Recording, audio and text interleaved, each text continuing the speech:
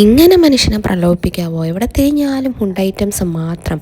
കപ്പ, മീൻ, beef, chicken, parotta, പഴംപൊരി എന്ന് വേണ്ട, എവിടെ തിരിഞ്ഞാലും ഇങ്ങനത്തെ നാടൻ ഫുഡ് ഐറ്റംസും സ്നാക്സും മാത്രം. എല്ലാ കടകളിലും ഒടുക്കത്തെ തിരക്കാം. ഞങ്ങൾ പിന്നെ ഫുഡ് കഴിച്ച് വയറ് നിറഞ്ഞിരിക്കുന്നതുകൊണ്ട് മാത്രം മേടിക്കാത്ത, അല്ലെങ്കിൽ ഇതെല്ലാം മേടിക്കണമെന്ന് ആഗ്രഹം ഉണ്ടായിരുന്നു. ഞാൻ ശ്രദ്ധിച്ചൊരു കാര്യമാണ്, എല്ലാ കടകളിലും കാണും ഒരു ജ്യൂസ് കൗണ്ടർ. അവിടുത്തെ മെയിൻ ഹൈലൈറ്റ് ആയിരിക്കും ഏറുപിടുത്തം.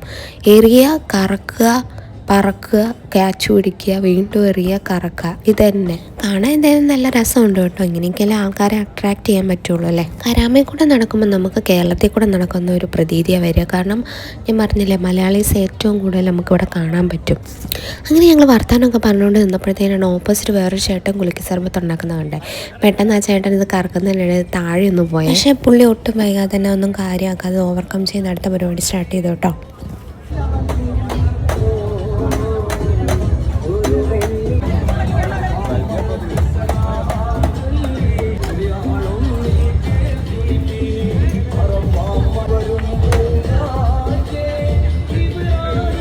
അങ്ങനെ ഏറുപിടുത്തമൊക്കെ കണ്ടിട്ട് നമ്മളിങ്ങനെ നടന്നു വരുമ്പോഴാണ് ദേ കണ്ടത് നാടൻ തട്ടുകട. അവിടെയാണ് ചേട്ടൻ നല്ല ചൂട് ഓംപ്ലേറ്റും ദോശയൊക്കെ ഉണ്ടായിക്കൊണ്ടിരിക്കുന്നത്. അതിൻ്റെ ഫ്രണ്ടിലാണെങ്കിലോ കുറേ ചേട്ടന്മാർ പാട്ടൊക്കെ വെച്ചിട്ട് നല്ല ഡാൻസൊക്കെ ചെയ്യുന്നുണ്ടായിരുന്നു.